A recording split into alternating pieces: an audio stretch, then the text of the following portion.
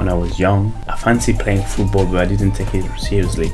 I think that's the reason why, I was innocent. So I was just, my parents didn't like football. My dad didn't want me to play football. As a proper African dad, he wanted me to go to school, which I did. So I was doing a bit of both at the time, and it happened that I got picked up for Clairefontaine.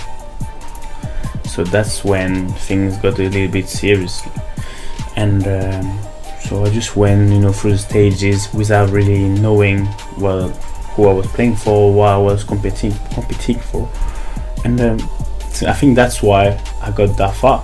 Then I got picked up, and I had choices to make, leaving my home, and my mom wasn't really happy because I was really young. I was like turning 13.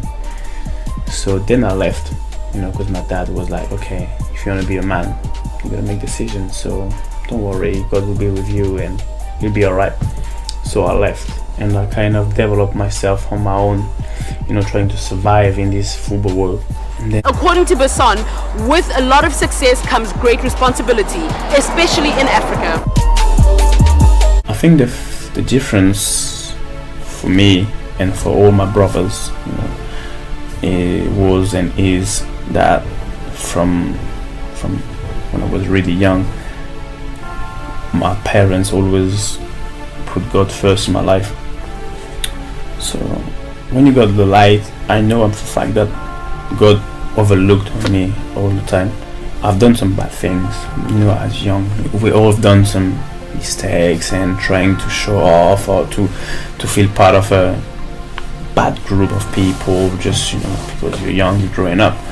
But I always known that even if I was with someone, I was doing something wrong, at some point I'll stop myself before getting caught, because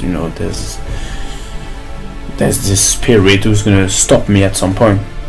I think that's the difference between me and my friends who are, who've gone to the wrong side of it.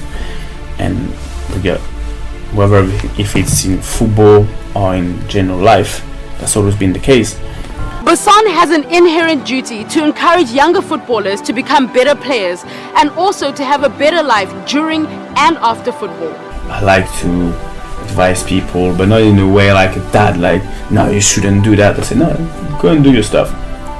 I know it's a mistake, but go and do it, because if I tell you to not do it, you'll do it.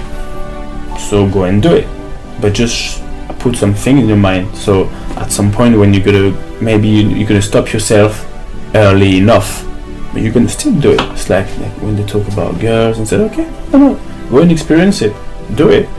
But maybe with my words, you might stop yourself early enough to not get yourself into trouble, but you have to experience it.